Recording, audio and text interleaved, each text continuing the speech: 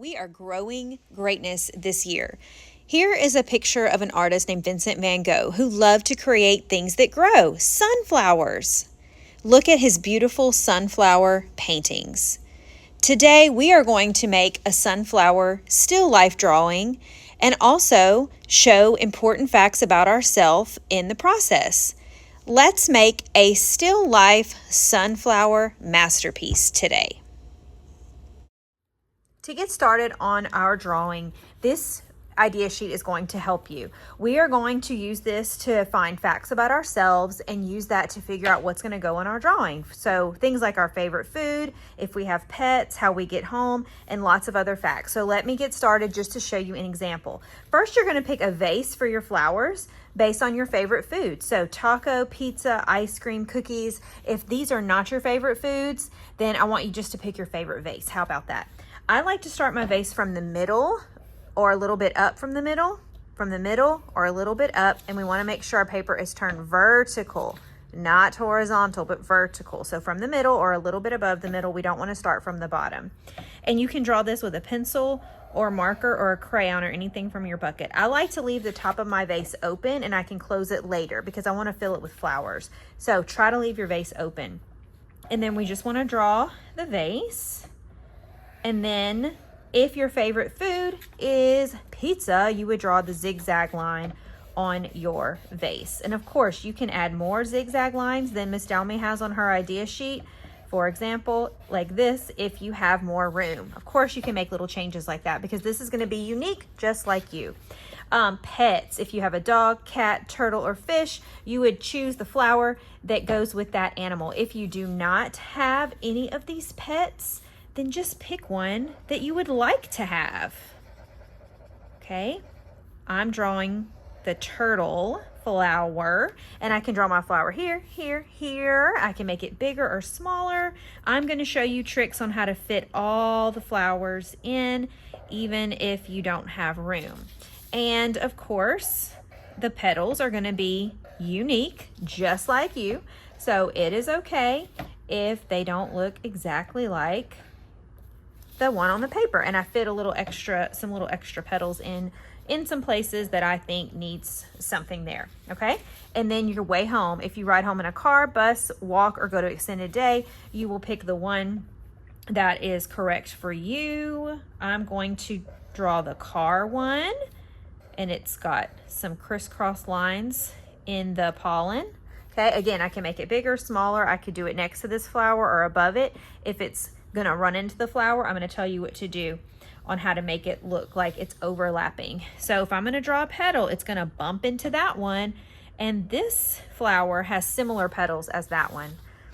And if it bumps into it, that's okay, because when flowers are in a vase, they are all bumping together. Some of them overlap, and some of them are not all the same size. So you can make some petals itty bitty and some much bigger, okay? And then my favorite hobbies, reading, art, sports, video games. I'll add another flower, then I'll add some leaves, and then how many siblings I have. I'm gonna speed this up to draw another flower because based on your pets, your way home, and your favorite hobby, you will have 3 flowers. Of course, you can add more if you have more than one favorite hobby or more than one pet. You can draw as many as you can. If you don't have room to draw it inside your vase or above your vase, you can add some flowers in the background, of course.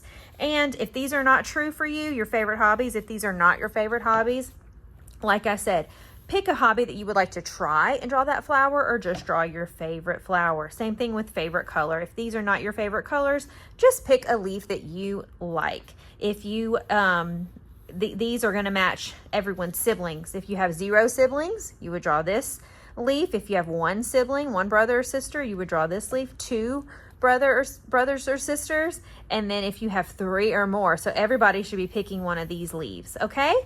Have fun. I can't wait to see your masterpiece and learn all about you. Remember, try to leave your vase open at the top. If you forget, that's okay. And then go ahead and add your designs based on your favorite food or a food that you would like to try.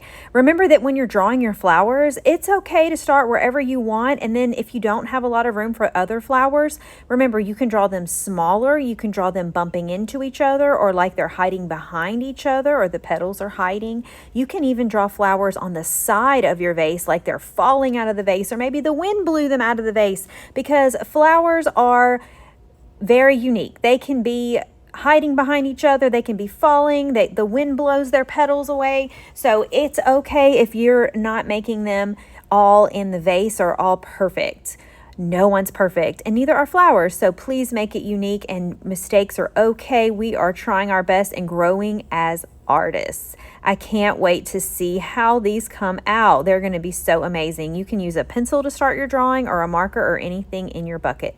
When I add the leaves, I love to add them in places where there's missing flowers or empty spaces. Again, you can also draw the leaves on the sides, like falling out of the vase or lying on the ground. If you pick a leaf for one of your facts, you can draw that leaf more than once. If you need some places to put more leaves to make your space look more full or not to have a lot of empty space. And when you are done, you can start coloring and making it so much better by using the crayons, the markers, or both. I love to do my drawing in a marker or outline it in a marker if I do it in a pencil, and then add crayon. I think that looks great, but you can do it however you want. You can even add more patterns and designs to your vase or to the wall, which is the empty space around your vase. You're going to see later Miss Downey's going to add some designs around my vase to make it look like my vase is in a room that has a painted wall with some decorations on it, or wallpaper, or some patterns like that. Make sure that you press down hard and cover up those empty spaces, not a lot of white spaces when you're using crayon. You can also add some stems like this to draw some curved lines from the flower down to the vase to make it look like your flowers are not just floating in the air, but adding the stem can really make it look realistic, like they're sitting in a vase of water. If your flowers are hiding behind each other, you don't have to add a stem to those because you're not going to be able to see where the stem is anyway. So get to work. I can't wait to see these, and I'm so proud of you artists for trying something new as we grow greatness this year.